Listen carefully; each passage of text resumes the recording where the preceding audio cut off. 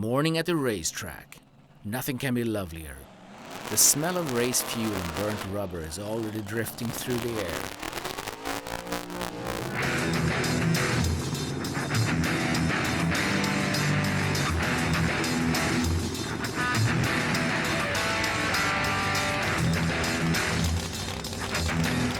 First, there are the qualifying races, and then there are the eliminations.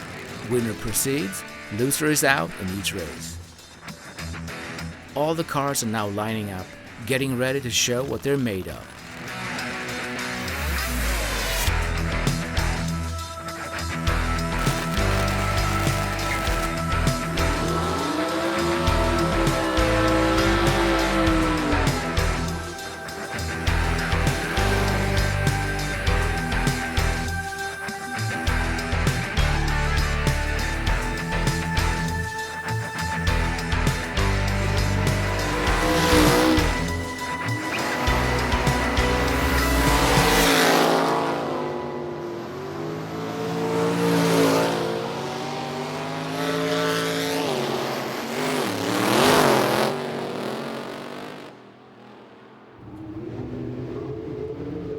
First, let's check in with our friends Joel, Dave and Eiley over at the Mighty Mouse and Strange Brew Pit. Yep, they're already in line, getting ready to race.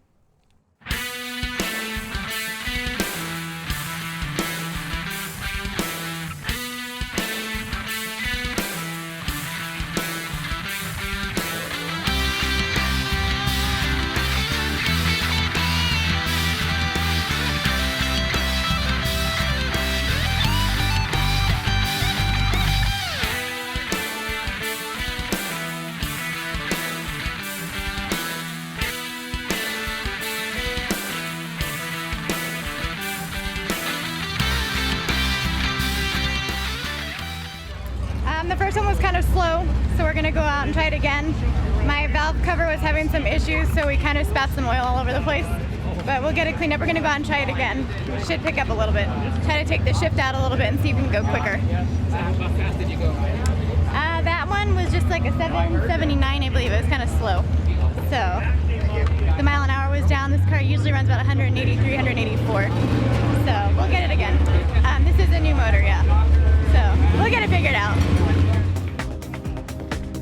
The tricky part is to be the fastest within the limitations of your class.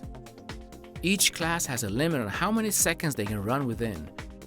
Go faster than that and you're disqualified. So it becomes a game of fine-tuning the engine and putting a limiter on the throttle and dial in that time down to thousandths of a second in order to win your class. And of course, you can't jump the light at the start.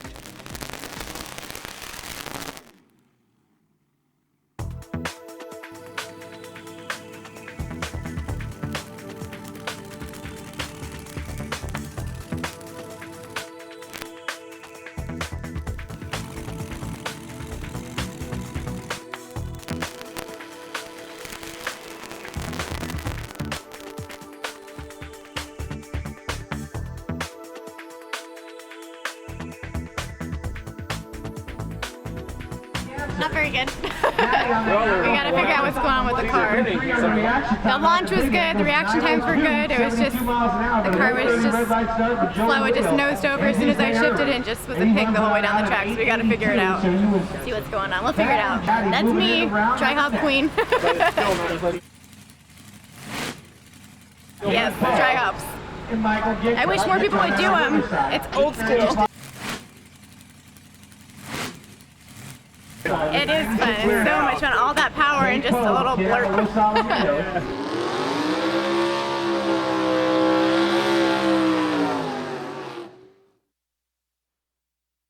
Well, the oil that I was looking for, if it was milky looking, then it's packed. And if that's the problem, if it's milky looking, then I know we got an issue in here. And then I'm just going to go ahead and get another intake manifold. And Ivy improved. Her car did well. The mile an hour is way up. She's one of the fastest cars in the class. She did 183 and change. So the mile an hour. The ET's still down just a little bit. We had a little bit of an intake leak, but that's an easy fix. Elapsed time. So the time's still a little bit slow, but her mile an hour is still way up. So yeah, she'll be fine tomorrow. So.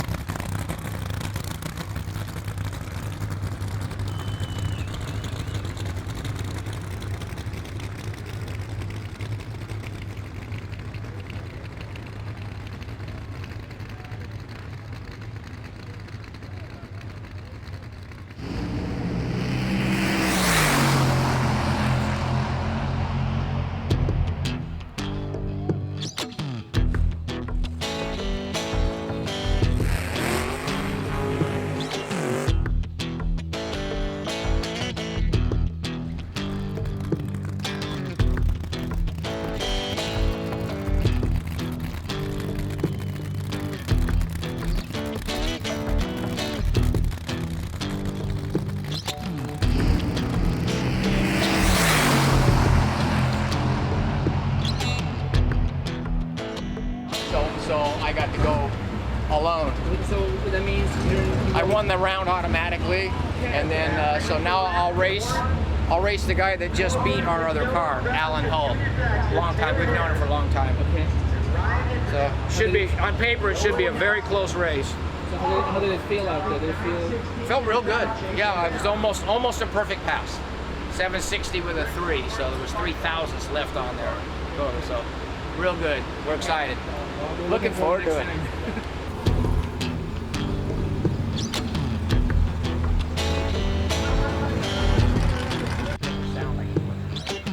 So we'll take it all apart, start all over, make it perfect for us.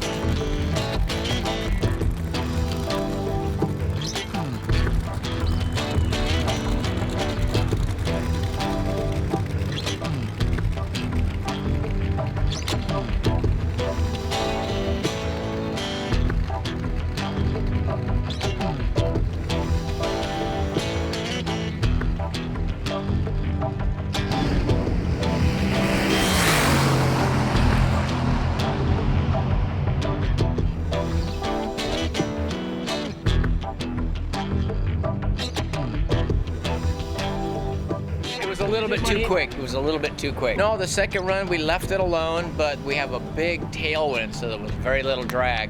So, and towards the end of the run, I started thinking to myself, I feel a little quick. I feel a little bit quick, but we needed the data, so we stayed in it. So we just see that. And the other gentleman that was in the other lane, Barta, didn't do too well on his last pass. So he's, think of me. He just stayed. He was right there using me for a pigeon, you might say, chasing me down. So he stayed just a tick ahead of me, so he was even quicker. Okay. Didn't help him too awful much. That's why on qualifying you got to run your own game. DHT's traction come down. It's called money. Yeah. For a drum like that right there is $1,000+. My name's Dwight Garland, and we run the Nostalgia Eliminator 2 class. We were the 2013 NE2 champions.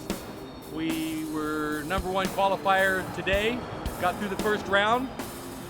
This car we're running is the first 200-inch dragster ever built by Bogey Scott. It was a top fuel champion in the Midwest, and in 1971 the car was runner-up top fuel car in Pomona. And we've taken it and redone the body so it looks like the old top fuel car, and it's now called the Helter Skelter.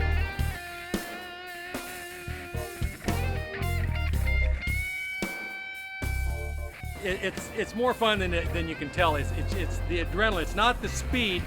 We've gone like 172, but when you let off, it doesn't feel like anything. It's the acceleration that's fun.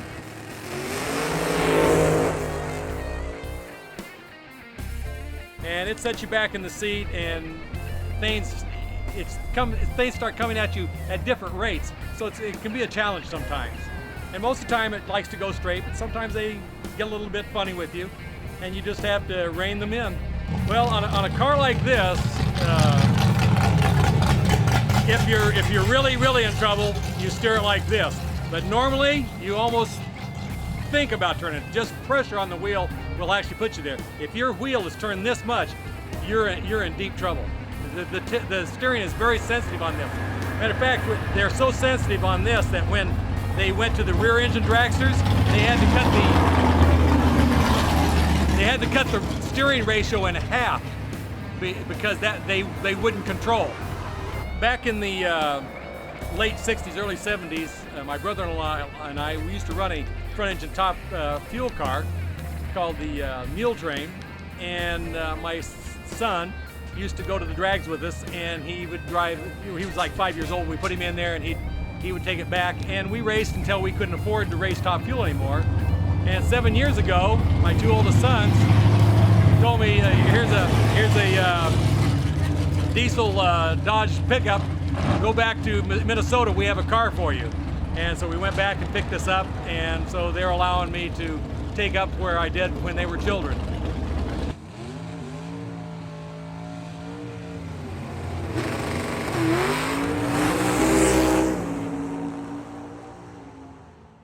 But we've always loved racing. I love speed, they love speed. And the good thing about this sport versus other sports where people will cheat and do anything they can to win, people here, if your opponent knows you're broken, he will come over and help you fix your car. Nobody here wants to win because the other man is broken. We had some distributor problems last time, and we're in one of the middle classes. We had people out of the fuel pits over here helping us. We were the big guys, and it's just a bunch of brothers and comrades here. And it's a funny feeling. When you win, you're very glad, but you feel sorry for him. And if he wins, you're very glad for him, and you're sorry for you. So it is friends, and we're always glad to see each other. And it's really camaraderie out here. Well, yes, when we first go up there, we go through a water box that allows the wheels to spin free, but we do that to clean any debris off the tire and to heat it up. And certain tires have to be burnt out more or less just to heat them up and make the compound soft. And then beyond that, the track has been prepared, so it's very sticky. If you walk on it, if you're out there, you have to have tie shoes because it'll actually tear sandals and things off. They're so sticky that we were out there one day and it pulled the soles off of my son's shoe. And that's how we get this tremendous amount of traction we have.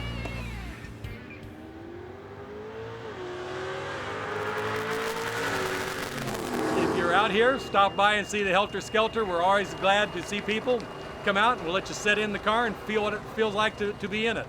That's very interesting itself.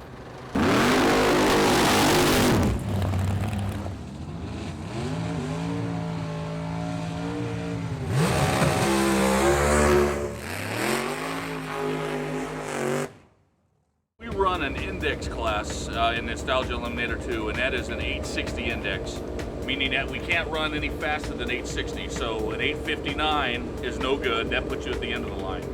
So with that kind of a time, you have to be on your money. What we try to do for qualifying is we watch the weather, we watch the corrected altitude, we watch humidity and the barometric pressure, and that'll tell us exactly.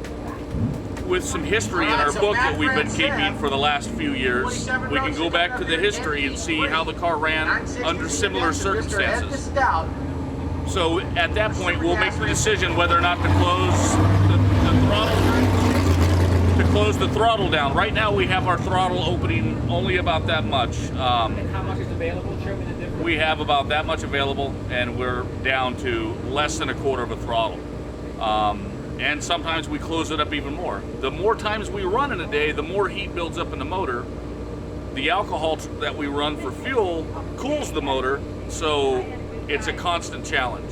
The heating of the motor adds horsepower to the motor, which we really don't need. So we control everything by a throttle stop, and it's all done manually. And basically, it's a guessing game, and whoever guesses the best wins. And that's really it. Well, exactly. If you have a stopwatch and you hit start and try to stop right at the 860 mark, you're always going to be late. You're never going to get it on time unless you anticipate and you click it off a little early. You might get lucky. And that's what this is all about. There's guys that can tune their cars consistently, but then the weather changes and then they're all sideways again. So for us, and I'm sure a lot of us out here, it's basically a guessing game.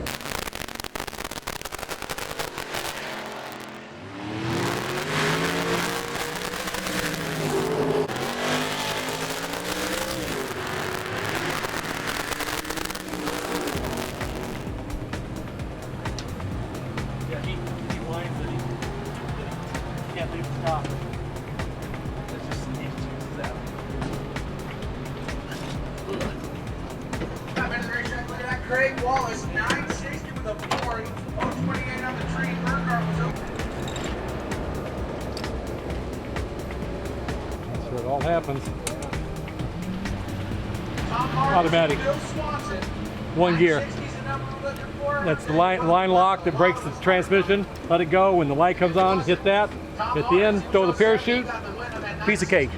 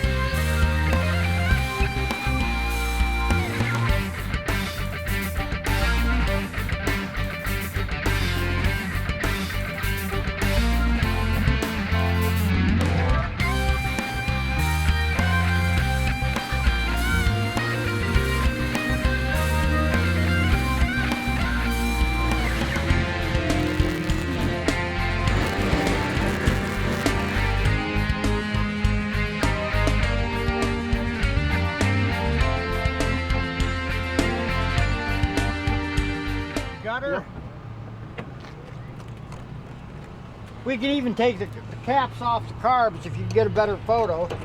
Hang on. Yeah, I'm afraid to cut my hand again now. I bought those carburetors brand new in 1970. Yeah. So it's been around a while.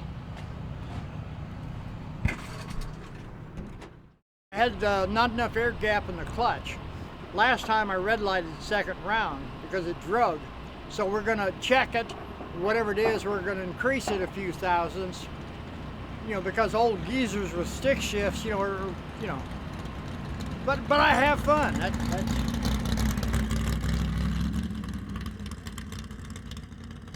The dash and the roof liner are just like they were in 1968. My wife forces me to work on it. Really, serious. See all the bruises? Yes. I got retired medically 18 years ago, and she went back to work so we could survive. And when she got home from work, if I was sitting on my, really, she would come in and grab me, drag me out in the garage and make me work on it. And that's gospel. That is her motor in the car, not mine, hers. It's a 350 that's bored 60 over, so that makes it 360 cubic inches. Stock stroke, nothing exotic. factory Chevy crank. It's been a long time. I've been having problems with the loose nut behind the wheel.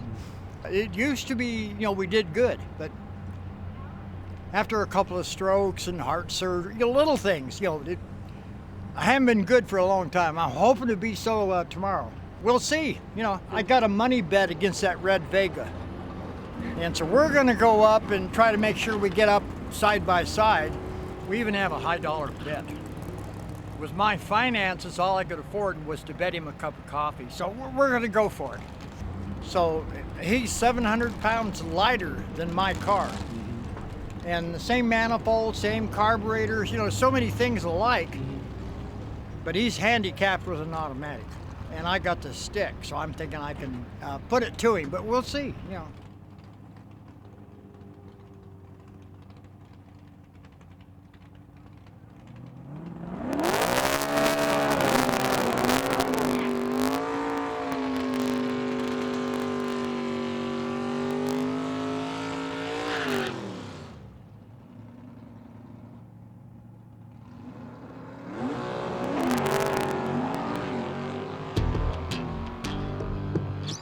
My wife told me that she was going to do terrible things to me if I died on it. Really, serious. No BS. I've been a diabetic since I was 12 years old. And you're not supposed to live this long. You know, so I'm already 38 years past average life expectancy. But we have fun. You know, half of it is you can wake up and laugh and have fun. You're way ahead of the game. So I do.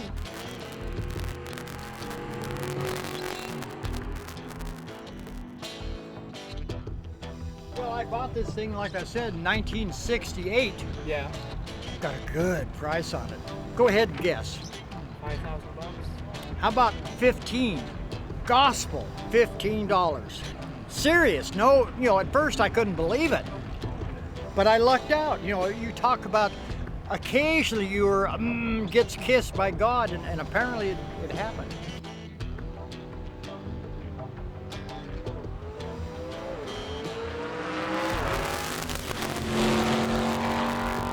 Of course, I spent a hell of a lot more than that on it over the years, but you know, it's been a ball. My sons have driven it, my wife has driven it. My wife had her picture on the internet driving it. I met her at the racetrack, she was the driver. Yeah. And you know, after her divorce and my divorce and many years, you know, ran into her again, and it was his fault. They've been working on her semi. She's a semi, was. And they were going past the racetrack, and he says, "Hey, Mom, there's Ted. Let's go say hi." So they, you know, "Mike, thank you." You know, so we have fun.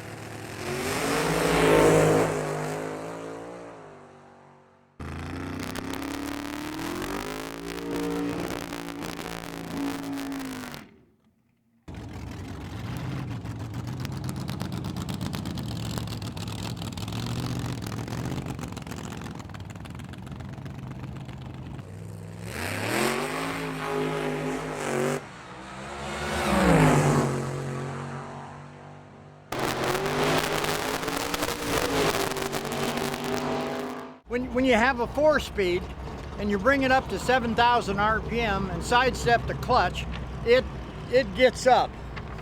You know, I've broken the wheelie bars on it 3 times. And there's a guy I'm gonna beat tomorrow. Oh yeah, this is the guy that's gonna beat you tomorrow. That's a red Vega. Make sure tomorrow, when you're looking at this car, you're gonna see the little red Vega next to it. And at the end of the track, the Vega's gonna be out in front. Hey, I'll be sitting there at the line when I leave.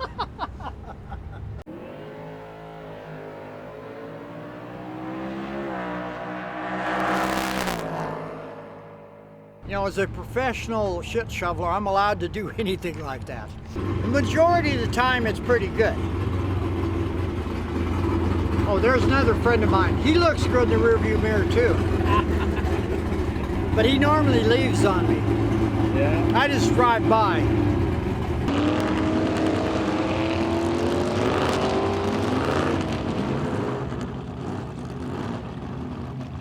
You know, we've known some of these guys. I started racing against him, 30 years ago or whatever.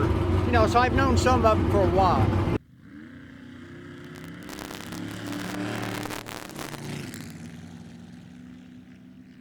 This has still got the factory original frame, the factory original front suspension, except the springs, and the factory original rear leaf springs that the car came with. You know, I kissed and caressed here and there, but otherwise it's all factory. Of course, they made them better in the old days. You know, we've got a 2002 Chevy Malibu, and it's got emissions paint, which means the paint is just going to hell. You know, it just, they did it better in the old days.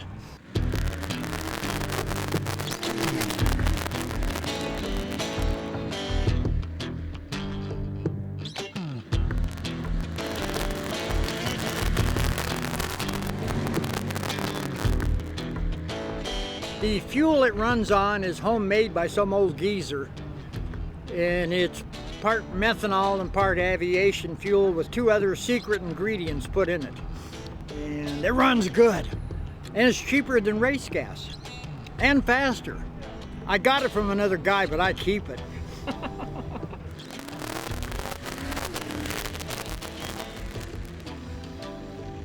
I brew it by 5-gallon jugs. And you put 2 gallons of aviation fuel in it, 2 gallons of methanol, and then 1 quart of each of 2 different classified materials. One of them is known as Ted's Secret Sauce, and the other one is, you know, no big deal. You can buy it in any hardware store. It runs good, and it runs cool. Yeah. You know, even in the summertime when I drive it all the way back, I get back here, it's about 170, 180.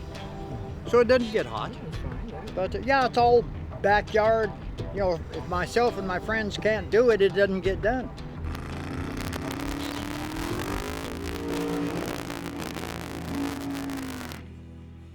But it's all, you know, backyard. That's what we did in the old days. It was all backyard. Nowadays, if you got the money, you can buy anything.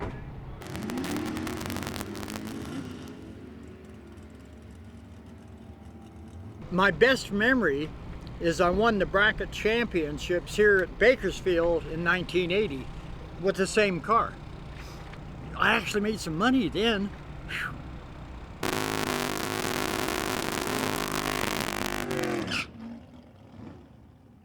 Big race will be when I race Dennis in the Red Vega. We're racing for big money, a cup of coffee, but you know, that's all I can afford.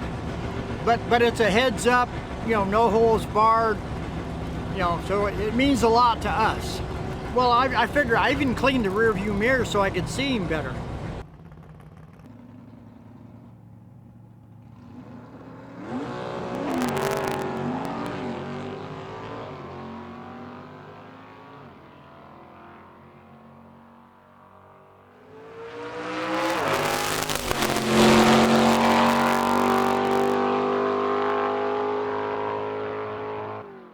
I red lighted, so I owe him a cup. Yeah, we owe him a cup of coffee. Uh-oh, okay.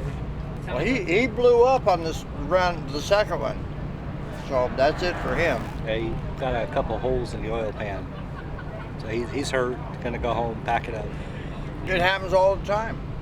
If the car doesn't put the front end in the air, then we know something's wrong. Ever since I was a kid, it's always been on the back bumper or on the wheelie bars. It's fun. That's what keeps me going. It's like getting rear-ended by a semi going 100 miles an hour when you dump the 30, clutch. 30. Oh, okay. I'd rather be honest and say a semi at 30 miles an hour, it's about the same concussion. I've only driven the car, I think, 3 times, and I've never done it right. I've never had a full pass in it, and it's very mind-bending. Very mind-bending. It's almost like being on a drug. It's Dad. I mean, I've been around it all my life. And so I wonder if I didn't have Dad, I'd probably just be the average kid, you know, driving a little Honda Rice Rocket or something. So, there's a method if you do it right and win. Right. Otherwise, you just floor it and have fun. You know, like here, I only get 2 time trials today, and that's it. Tomorrow morning's elimination, so I can hope I can figure it out a little bit. But that remains to be seen. So as far as the first pass was a 10:46, second one was a 10:41. That's pretty consistent for this thing. So we just get a decent light. Hopefully we can go some rounds tomorrow and bring home a couple of bucks to put in the tank to get home. The winner comes back and does it again, the loser, that's it.